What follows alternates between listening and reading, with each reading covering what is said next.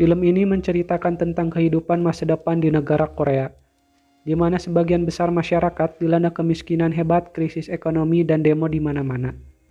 Lelah dengan kehidupan itu, Jun Sok bermimpi ingin meninggalkan kota untuk memulai kehidupan baru.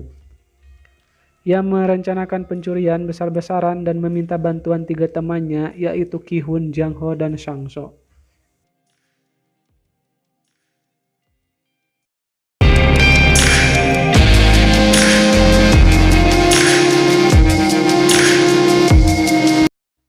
Di awal film, Ki-hun dan Jang-ho sedang menunggu temannya yaitu Jun Sok di depan lapas karena pada hari itu hari kebebasan Jun Sok setelah 3 tahun mendekam di penjara.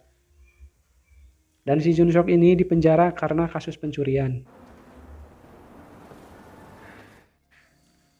Untuk merayakan kebebasan si Jun Sok, mereka pergi ke bar dan berpesta minum-minuman. Si Jun Sok pun bercerita tentang pengalamannya di penjara. Ia mempunyai teman, dia seorang penyelundup di Taiwan. Dan si Jun Sok ini sangat tertarik untuk pergi ke Taiwan dikarenakan selain tempatnya yang indah, ia dijanjikan temannya itu jika sudah bebas akan membantu si Jun Sok untuk mendapatkan pekerjaan. Dan juga menjual salah satu tokonya dengan harga murah kepada si Jun Sok. Dikarenakan di negaranya sedang terjadi krisis ekonomi, hal ini membuat Jun Sok berambisi untuk pergi ke sana dan mengajak kedua temannya itu. Dalam perjalanan pulang, Jun Sok menanyakan uang yang telah mereka curi 3 tahun lalu. Ki-hun pun menjelaskan bahwa saat ini nilai mata uang Korea jatuh drastis, sehingga mengakibatkannya tidak bisa lagi melakukan transaksi dengan mata uang Korea yaitu won, dan mengharuskan mereka menggunakan mata uang dolar sebagai gantinya.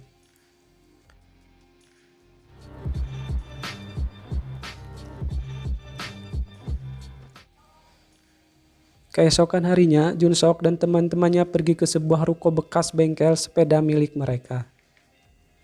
Jun Sok pun menceritakan tentang alasannya ingin pergi ke Taiwan, dan dia ingin membuka toko sepeda yang sudah lama menjadi impian bersama almarhum ibunya. Jun Sok dan teman-temannya pergi ke sebuah kasino di mana salah seorang pelayannya adalah teman lama mereka, dan dia bernama Sang-so.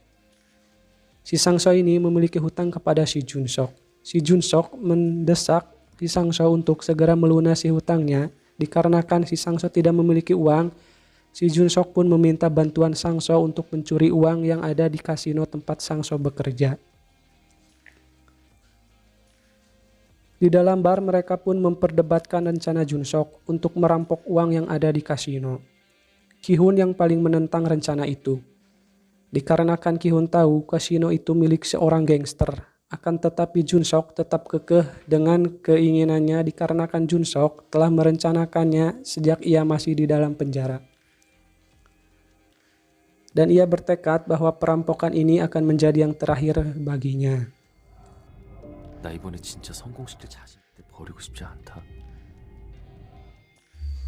Keesokan harinya, Jang-ho mencoba untuk meyakinkan Ki-hun tentang rencana perampokan itu. Jang-ho merasa berhutang budi kepada Jun Sok karena Jun Sok telah mengorbankan dirinya ditangkap polisi agar Ki-hun dan Jang-ho bisa kabur. Dengan berat hati, Ki-hun pun bersedia untuk melakukan perampokan yang direncanakan Jun Sok. 나랑 기훈이가 이쪽으로 가서 여기 있는 경비를 제압할게. 너랑 Keempat sekawan ini akhirnya menyusun rencana perampokan dengan strategi yang matang. Untuk melancarkan aksinya, Jun Sok membeli senjata api kepada teman lamanya yang bernama Bong Sik. Si Bong Sik ini memiliki saudara kembar.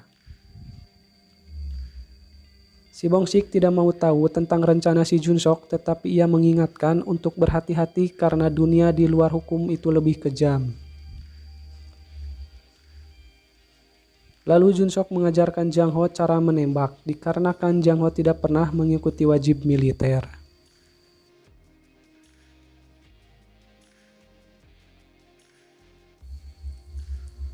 Malam pun tiba, 4 sekawan ini menjalankan rencana perampokan. Jun Sok mencoba memotivasi teman-temannya supaya tidak gugup, dan Jang-ho diberi tugas untuk mengambil uang dan mengamankan disk keras kamera CCTV.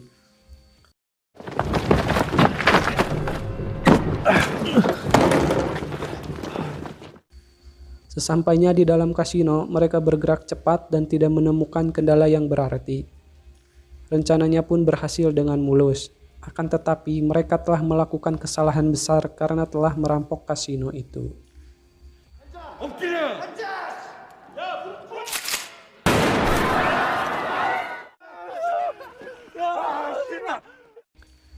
Dan orang ini adalah Han. Dia tangan kanan atau pembunuh bayaran si bos pemilik kasino yang telah dirampok si Jun. Si Han ini akan memburu orang yang telah merampok kasino itu. Si Jun pun membagikan hasil curian semalam kepada teman-temannya dan mengajak Sang-so untuk ikut ke Taiwan. Akan tetapi Sang-so menolak ajakannya itu, dikarenakan jika ia ikut dan berhenti kerja sekarang, ia akan dicurigai. Akhirnya, 3 sekawan ini pergi ke rumah Ki-hun untuk menemui kedua orang tuanya dan mereka akan berpamitan.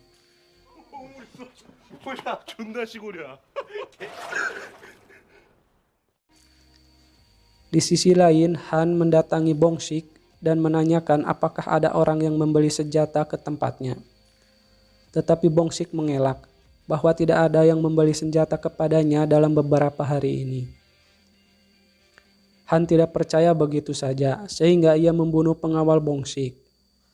Sebelum Bong-sik dibunuh oleh Han, ia menelpon Jun-sok terlebih dahulu dan ia membuat Jun-sok merasa ada yang tidak beres.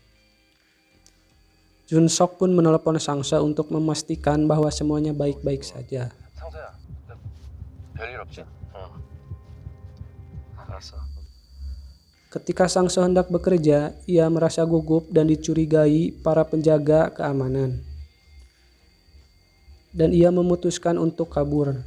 Sang-so pergi ke ruko kosong untuk mengambil uang hasil curian yang ia simpan di sana. Akan tetapi, Han sudah menunggu kedatangan Sang-so.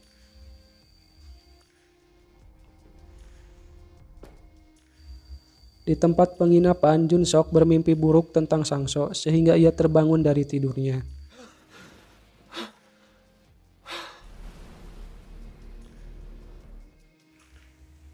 Si Jun pun mencari angin segar dan mencoba menghubungi Sang-so. Namun yang terjadi, si Jun kaget karena nomor yang ia hubungi berdering tepat di hadapannya. Seketika ia pun panik.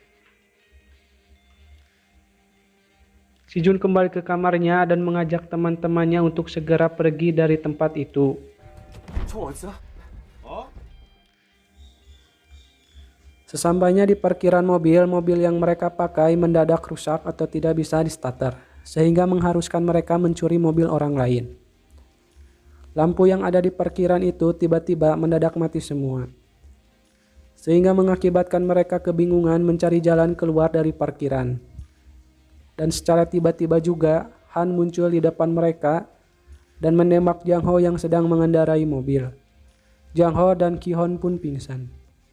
Sebenarnya, si Han bisa dengan mudah membunuh mereka, hanya saja ia ingin bermain dan menjadikan mereka target buruan. Si Jun dan teman-temannya pun dibiarkan lolos begitu saja. Jun-sok dan teman-temannya melanjutkan pelarian mereka dikarenakan Jang Ho tertembak. Si Jun membawa Jang Ho ke rumah sakit terlebih dahulu. Dan sebenarnya teman-teman si Jun ini tidak mengetahui bahwa si Sang-so telah mati. Saat sedang tidur, Jun-sok bermimpi bertemu dengan Sang-so yang menyuruh mereka untuk segera meninggalkan rumah sakit. Dan benar saja, si Han datang ke rumah sakit itu untuk memburu mereka.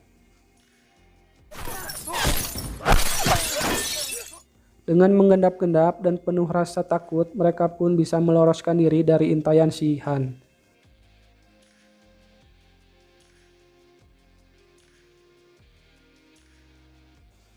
Mereka melanjutkan pelarian dengan mengendarai mobil si Han. Alangkah terkejutnya mereka mengetahui bahwa mobil yang mereka tumpangi adalah mobil polisi. Dan mobil itu bisa mengakses kamera CCTV yang ada di jalan raya. Di sisi lain, si Han disergap oleh polisi. Akan tetapi, di tengah perjalanan Han dibebaskan atas perintah Kapolres setempat. Nah, di ceritanya di sini si Han kebal akan hukum. Sementara si Jun dan teman-temannya pergi ke sebuah apartemen dekat dermaga untuk menunggu jemputan perahu yang akan membawa mereka ke Taiwan. Ki-hon berubah pikiran dan mengurungkan niat untuk pergi ke Taiwan, dikarenakan ia mengkhawatirkan kedua orang tuanya. Si Jun dan Jang Ho ini sudah tidak memiliki kedua orang tua dan mereka memahami keputusan si Ki-hon. Di sisi lain, kakak dari Bong-sik sedang berbelasungkawa atas kematian adiknya itu, dan ia berencana akan membalas dendam kepada si Han.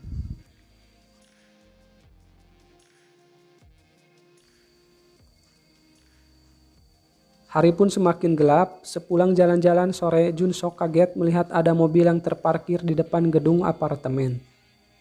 Ia pun berlari untuk menghampiri Jang Ho, namun Jang Ho tidak ada di tempat ia beristirahat.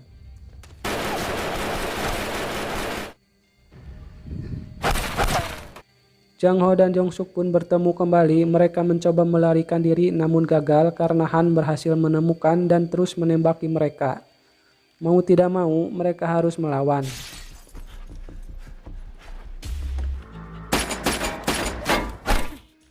Di saat baku tembak, Jun Sok terkena peluru sehingga membuat Jang Ho marah. Dan Jang Ho menembaki Han secara membabi buta, tetapi tidak ada peluru yang mengenai Han. Hal itu malah membuat Jang Ho tertembak beberapa kali. Ternyata si Jun Sok tidak terluka atas peluru yang mengenainya, dan ia mencoba menolong Jang Ho. Akibat terkena beberapa tembakan, Jang Ho pun meninggal. Dengan terang-terangan Jun Sok menembaki Han dan lagi-lagi ia harus tertembak. Kali ini tembakan itu membuatnya terluka.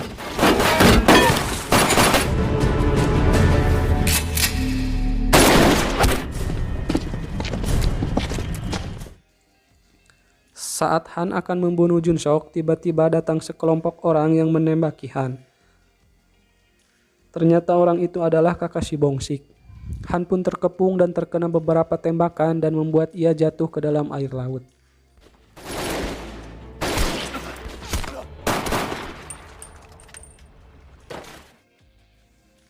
Di akhir film, Jun Sok tinggal di Taiwan dan ia mendapat kabar dari temannya bahwa Han masih hidup. Hal itu membuat Jun Sok mengasah skill tembakannya. Ia pun memutuskan untuk kembali ke Korea karena ia tahu Han akan tetap memburunya selama ia masih hidup. Cerita pun selesai.